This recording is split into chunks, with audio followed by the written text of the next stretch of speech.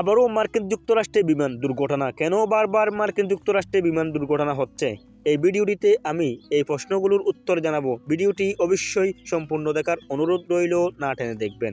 মার্কিন যুক্তরাষ্ট্রে একটি শিশুসহ মোট 6 যাত্রী বহনকারী একটি ছোট জরুরি চিকিৎসা সেবা বিমান বিধ্বস্ত হয়েছে। ফিলাডেলফিয়ার ঘনবসতিপূর্ণ এলাকায় এই ঘটনা ঘটে। কর্তৃপক্ষ দুর্ঘটনার পর কেউ বেঁচে থাকার বিষয়টি নিশ্চিত করেনি। ফিলাডেলফিয়ার রুজবেল্ট মলের কাছে নিয়ন্ত্রণ হারিয়ে বিমানটি বিধ্বস্ত হওয়ার পর আগুন ধরে যায়। মাত্র দুদিনের ব্যবধানে যুক্তরাষ্ট্রে আরেকটি বিমান দুর্ঘটনার কারণ কি বলে বিশ্লেষকরা?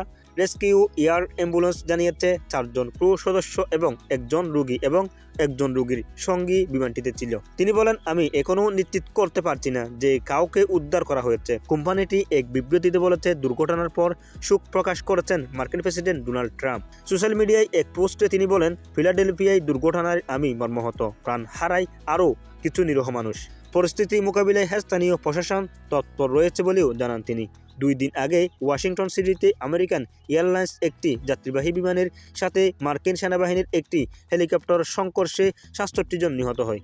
এদিকে ঘটে যাওয়া দুর্ঘটনার ভিডিও ফুটেজ স্থানীয় গণমাধ্যম প্রকাশ করেছে।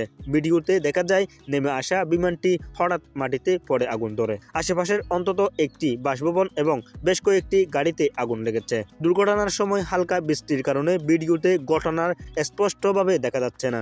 ফেডারেল এভিয়েশন অথরিটি জানিয়েছে যে এয়ার অ্যাম্বুলেন্সটি ফিলাডেলফিয়ার মাত্র 1100 মাইল দূরে পূর্বের মিসৌরির স্প্রিংফিল্ড বেনসন বিমানবন্দরের দিকে যাচ্ছিল। রাইডার সূত্রে খবরটি জানা গেছে। তাহলে ভিডিওটি দেখে আপনার কেমন লাগলো, আপনার মতামত বলো আমাদের কমেন্ট বক্সে জানাবেন। এবং আপনি যদি আমাদের চ্যানেলের প্রথম হয়ে থাকেন, অবশ্যই আমাদের চ্যানেলটি সাবস্ক্রাইব করবেন, ফেসবুক পেজটি অবশ্যই ফলো করবেন। আসসালামু আলাইকুম ওয়া রাহমাতুল্লাহি ওয়া বারাকাতুহু।